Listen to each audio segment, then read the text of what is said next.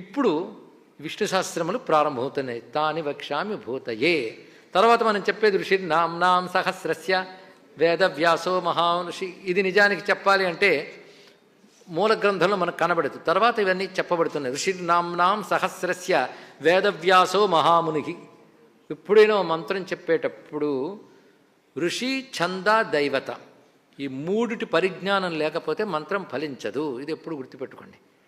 ఋషిని, ఛందస్సుని, దేవతని తెలుసుకోవాలి. ఇక్కడ ఋషి అంటే ఈ మంత్రం ఎవరు దర్శించారో వాళ్ళు ఋషులు. లేకపోతే కృతజ్ఞత అనే దోషం వస్తుందండి. ఇంత మంత్రం చేసి ఫలితాలు పొందిపోతున్నాం కానీ అది ఎవడి వల్ల వచ్చిందో వాడిని తలంచుకోకపోతే తప్పు కదా. అందుకు ముందు ఋషిని తలంచుకోవాలి, రెండవది ఛందస్సును తలంచుకోవాలి, మూడవది దేవత. ఇవి ప్రధాన మంత్రానికి. అయితే ఇంకా ఉంటాయి కీలకమని, హృదయమని, బీజమని, శక్తి అని మంత్రముల అంగములు. ఒక మంత్రం అనుకుంటాం మనం, మంత్రంలో ఇన్నుంటాయి. కీలకం ఒకటి, హృదయం ఒకటి, ఇంకా చాలా చాలా చెప్పబడతాయి. శక్తి అంటారు. ఇవన్నీ మంత్రముల గురించి చెప్పేటప్పుడు బీజమని ఇవన్నీ. అలా విష్ణు సహస్రానికి కూడా స్వరూపాలు ఆవిష్కరిస్తున్నారు. ఒక్కసారి మనం తెలుసుకోవడం కోసం ముందుగా చెప్పవలసింది ఎవరిని? ఋషిని. ఋషి నామ్నాం సహస్రస్య వేదవ్యాసో మహామునికి. వేదవ్యాస మహాముని దీనికి ఋషి అయ్యా అన్నారు. ఇక్కడ ఇందాకేంటి జాగ్రత్తగా వింటే వెంటనే నన్ను ప్రశ్నించాలి. ఋషులు గానం చేశారని చెప్పేశాక మళ్ళీ వేదవ్యాసుడు అని ఒక్కడి గురించి ఎందుకు చెప్పారు అంటే, ఋషులు అనగా మంత్రములు, మంత్రద్రష్టలు.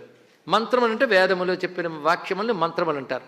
కనుక ఈ నామాలకు సోర్స్ ఏమిటి? వేదములో మంత్రములే.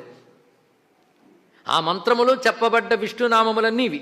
కానీ వేదమంత్ర రాశి యందు చెప్పబడ్డ విష్ణునామములన్నీ ఒక దగ్గరికి వస్తే 1000 నామాలు అయ్యాయి. అయితే అవన్నీ ఒక దగ్గరికి తెచ్చిన వాడెవడు? ఆయన వేదవ్యాసుడు. అది ఇక్కడ అర్థం. ఇక్కడ ఒకడే ఋషిని ఎందుకు చెప్పారంటే ఆయన కష్టపడ్డాడు నీకు ఇబ్బంది లేకుండా.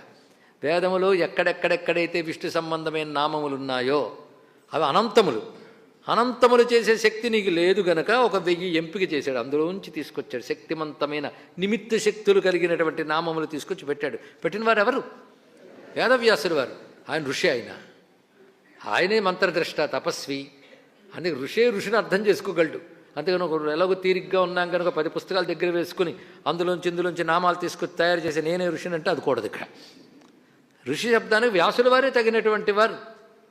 అందుకే వేదములను వ్యాసం చేసిన మహానుభావుడు వేదములో చెప్పబడ్డ భగవన్నామములను ఒకచోట సమకూర్చాడు కనుక అక్కడ కూర్చుని ఉన్నాడు ఆయన. ఇది చెప్పేటప్పుడు చిత్రం ఏంటంటే ఆ వ్యాసుల వారు అందరూ ఉన్నారు. అంటే భీష్ముడు చెప్తున్నప్పుడు అక్కడ ఉన్న వాళ్ళల్లో ఎవరెవరున్నారో గమనిస్తే అందరూ ఋషులు ఉన్నారు. ఎక్కువ మంది ఋషులే అక్కడ ఉన్నారండి. అందుకే భీష్ముడు అంటే పట్టుదల కలిగిన ప్రతిజ్ఞాశీలి అన్నారు. ఇక్కడ అతను అటువంటి వాడు ఆచార్యుడు అవుతాట. ఆ పట్టుదల ఉన్నటువంటి వాడు భీష్ముడు అంటే పట్టుదల. శిష్యుడు ఎలా ఉండాలి? యుధిష్ఠిర.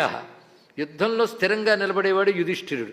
అతను మధ్యలో చేసేవాడు కాదు. ఇక్కడ ఆ పేరు అందుకు పెట్టారు యుధిష్ఠిరుడు. మీరు ఇంకోటి అనుకుంటే ధర్మరాజు. అంటే శిష్యుడికి ఉండాల్సిన లక్షణం ఏమిటి? సాధనపడే యుద్ధంలో స్థిరంగా ఉండాలి. అది ముందు తెలుసుకోవాలి. స్థిరత్వం అనేది ఉండాలి. శిష్యుడికి ఉండాల్సిన లక్షణం. ఇతడు ఆచార్యుడికి ఉండవలసిన లక్షణం ఏంటంటే తాను ఎలాగూ బాగుపడ్డాడు, ఇతరును కూడా బాగుపడతాను అనేటువంటి దృఢప్రజ్ఞ కలిగిన వాడై ఉండాలి. ఇది ఉండవలసిన లక్షణాలు. ఎంత చక్కగా గురు శిష్యులకు ఉండవలసిన లక్షణాలు పేర్లలోనే చెప్పాడయ్యా అన్నాడు ఇక్కడ. అటువంటి విశేషములు చెప్తూ ఇందులో నామాల్లో కొన్ని పుంలింగ శబ్దములు ఉన్నాయి. శంకరులు చెప్తున్నారు, ఎత్ర పుంలింగ శబ్ద ప్రయోగ తత్ర విష్ణుర్విశేష్య, ఎత్ర స్త్రీలింగ శబ్ద తత్ర దేవతా విశేష్యతే, ఎత్ర నపుంసకలింగ శబ్ద తత్ర బ్రహ్మేతి విశేష్యతే అన్నారు ఇక్కడ. ఇందులో పుంలింగాల నామాలు కొన్ని ఉన్నాయి. అవి చెప్పేటప్పుడు విష్ణుడు అని చెప్పబడుతున్న నామములవి. స్త్రీలింగ శబ్దాలకు ఉన్నాయి. లక్ష్మీహి అనే మాట ఉంది. లక్ష్మీహి అనేది విష్ణువు పేరా అమ్మవారి పేరా? అది విష్ణువు పేరుగానే చెప్పాడు విష్ణు సహస్రనామాల్లో. ఇలాంటి స్త్రీలింగ శబ్దంలో వచ్చినప్పుడు దేవతా సంబంధమైన అర్థం తీసుకో. దేవత అనేది స్త్రీలింగ శబ్దం.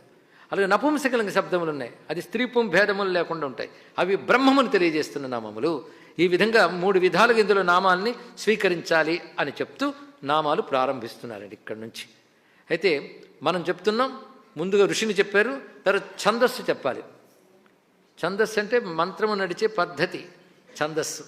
ఇందులో ప్రధానంగా ఛందస్సు ఛందోనుష్టుప్. అనుష్టుప్ అనే ఛందస్సు ఉన్నది. ఇది వైదిక ఛందస్సు అనుష్టుప్ అనేది. ఛందోనుష్టుప్ తథా దేవో. దేవత ఎవరు?